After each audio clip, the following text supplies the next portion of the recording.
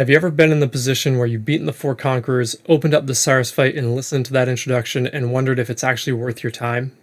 Or thought to yourself, I don't want to fight black on red dye beams and explosions and random deaths, just for him to drop Hands of the High Templar for me to brick with Veil Orbs? In this video, I'm going to give you the power to beat Sirus on any build. Let's get started. Before we fight Sirus, we're going to want to go into our options and make sure that dialogue volume is turned on a little bit so that we can hear him talk. So what do we do first? We enter the Atlas after Sirus, and as soon as we click on the Oriath entryway, you're going to notice that Awakener of Worlds down there is talking, and what he's doing is his avatar form is firing abilities off at the random citizens that are still in town. As soon as you enter his aggro range for the first time, his avatar form will start targeting you, and will remain targeting you for the rest of the fight. Now, in terms of actually being able to deal damage to Sirus himself, you'll need to step under him like shown here. Until you do this, the fight won't actually start, and his avatar form that's floating above him will just continually lay down spells to attack you. This remains true for each phase. Now, there's a lot going on in this fight, so let's break this down by focusing on one thing at a time. While we're fighting Sirus and can actually deal damage to him, notice that his avatar form is still going to attack you periodically. He'll use 3 of his normal attacks on you while you're fighting Sirus, but with slight modifications. First, he'll do his volcano attack, but with not nearly as many volcanoes. He'll do his convergence beam, where he fires 2 beams that meet in the middle, but there won't be an explosion. And the infamous Rain of Stars. I'd like to focus your attention on Rain of Stars, because while you're fighting Sirus, the avatar form doesn't say anything. There is no audio cue, whereas normally you would hear him say Rain of Stars or Fury of the Cosmos. This is your audio trigger between phases to know that Rain of Stars is coming. But while you're actually fighting Sirus, you don't get this audio cue. So I'd like to direct you to make mental note to watch the middle of the arena for those telltale markers of Rain of Stars showing up. You'll see these little pinpricks of red and white that flare up, become bigger, and fairly quickly a meteor comes down and strikes that spot. The other 3 spells that the avatar might cast while you're fighting Sirus are fairly inconsequential and can easily be dodged. Now you might be thinking, he just summoned a bunch of meteor strikes around me. How can I easily dodge this while also fighting Sirus? Let's talk about that. The number one priority that you need to remember about Sirus is that in this fight, you must stay by his side. There are going to be times in the final phase where you're deliberately staying away from him, but it is for a short period of time and for a very specific purpose, and we'll get to that. But for now, look at these clips playing behind me. You'll see if I just stay next to Sirus, he cannot do anything. Now, I'm referring, of course, to the first 3 phases. We'll talk about the final phase as its own subject. One more rule about Sirus that remains true throughout all phases of the fight is that if he's not looking at you, as in if he's not turning his body to look at you to fire an attack, if he looks any other direction, that means he's going to teleport that direction. Watch him in these slowed down clips behind me. You'll see it's a very distinct animation, and the only question is how far within the ring of the arena is he going to teleport. So again, if he's not looking at you to throw an attack out, he's turning to teleport. Okay, this is phase 1, and what you'll see here is Sirus is going to teleport around and throw his single beam attack and his die beam, which is a multi-hit attack. This is the one you want to avoid, and this is why during phase 1 through 3, we stay next to Sirus at all times. And if we absolutely must dodge away from him for a moment to avoid Rain of Stars, for instance, we are going to take a mental note as to his positioning so that we can teleport back towards him after the threat is over. As you progress through phase 1, 2, and 3, Sirus will start using other abilities as well. The corridor is supposed to make you freak out and run straight at him into one of the large chaos fireballs that he's shooting at you. Don't panic. These are slow-moving orbs, and you can literally walk between them if you so chose.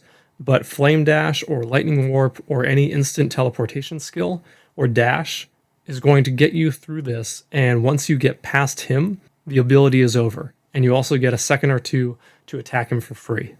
Another attack he's going to do is summon you just underneath him and set a ringed corridor for a meteor strike. This is also designed, like everything else in this fight, to make you panic and lose your cool. However, from the time he summons you to the center and the time the meteor hits, you can walk without using a Quicksilver from start to finish. There's no reason to panic. You have plenty of time to get through this. Simply look for your exits and go to them.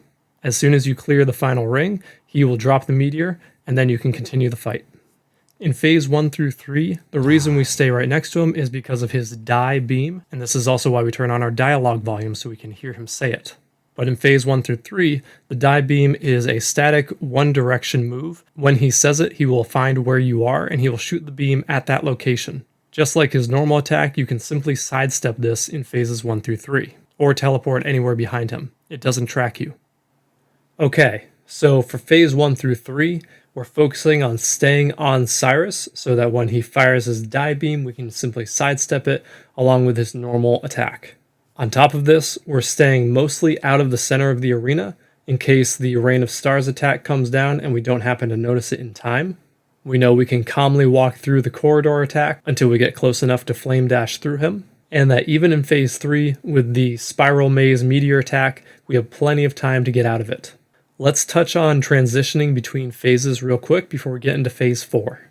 Every time you deal 25% damage to Sirus's health bar or step outside of the ring, you'll phase him back into his avatar form. When he does this, he creates one of those spinning black orbs of death in the spot where you phased him. Your job here is to be aware of the other orbs and to move around the stage, locating him so that you can get under his avatar, which will trigger the next phase. A quick note before we move into the phase 4 attack pattern. Remember at the very start how before Sirus has his attention on you and sees you, he's firing his attacks on random citizens that are wandering around the town. These transition phases are different in that he will only be targeting you, but we can use this information to know where he is. And so you can determine where he is exactly by wandering around and getting closer to him. When he says something and launches an attack, you know you're getting close to him. You can use that information to move around the giant orbs in order to find a way on top of him. Now the orbs themselves can be a little belligerent. Sometimes they stick around him. They're supposed to move away from him the closer you get to Sirus. And keep in mind the only attack that can hurt you while you're under him is Rain of Stars. And if he happens to cast Rain of Stars while you are getting underneath the avatar to transition to the next phase, you can simply move perpendicular to get out of that field. Because remember, Rain of Stars will take your position and lay a carpet of meteors in a straight line. Keep in mind when you're transitioning and the avatar is attacking you, you have an infinite amount of time to move around and get your positioning just right. If you regain flash charges over time or regenerate, this is a great time to do that. Okay, let's start talking about phase 4. Nope, not that phase 4. He gets 2 new attacks. The first one is Everlasting Fire, that's what he says. He creates 4 copies of himself. They all shoot a beam into each other at the center, and at that convergence point, after a couple seconds, there is a detonation, which does damage you, which is why you want to stay a little bit outside of that middle area. It hurts you at the start as like an initial burst, and then the 4 beams will rotate around in a slow pattern. These beams don't do a ton of damage. You can run right through them. Then he has his Circle of Death where he says something like, "You'll long for non-existence," and after a long charge up, he'll do a non-tracking die beam. Okay, his attack pattern. In phase 4, Sirus is going to start off by either summoning you into the corridor, or he's going to pull you in under him to drop a meteor on you. Keep in mind, he might throw out his single beam attack in between, before, or after these moves, but he's going to prioritize using these special moves first. Whichever one he didn't do first, he'll do second. So if he puts you in the corridor first, he will then summon you underneath him for the meteor strike. Remember, on the meteor strike, as soon as you leave that third final ring, the meteor will trigger and come down, so don't step out and then come back into the ring. Just stay out for a second for the meteor to fall. Now, after he does these first 2 attacks, he might throw a single beam attack, and rarely he'll throw a tracking die beam at you.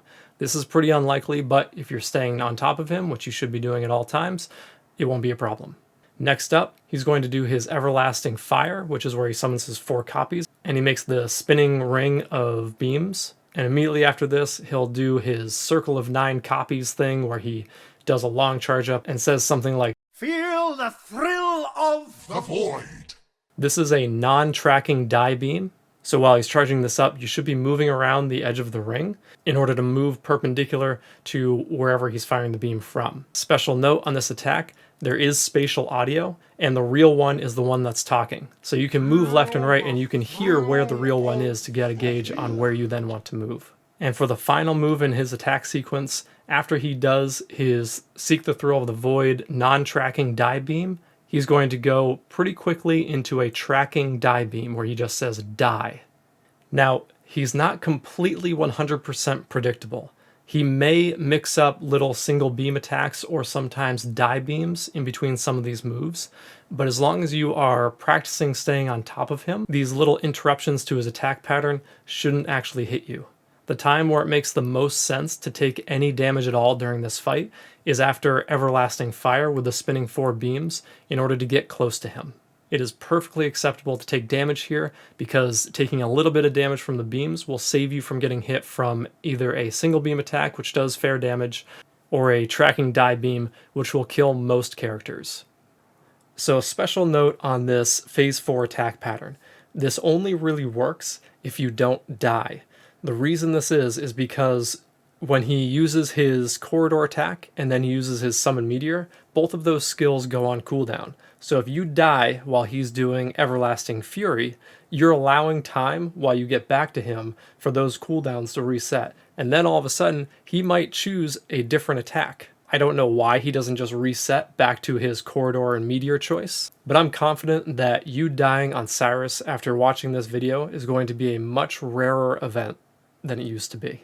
Okay, there you have it. Everything you need to know about the Sirus fight and how to move around and know what he's going to throw at you. As always, if this is actually helping you, you found this useful, hit like, hit subscribe, comment to me. This feedback is really helpful for me to know that I'm not just shouting into the void, accomplishing nothing. Until next time, stay sane, Exile.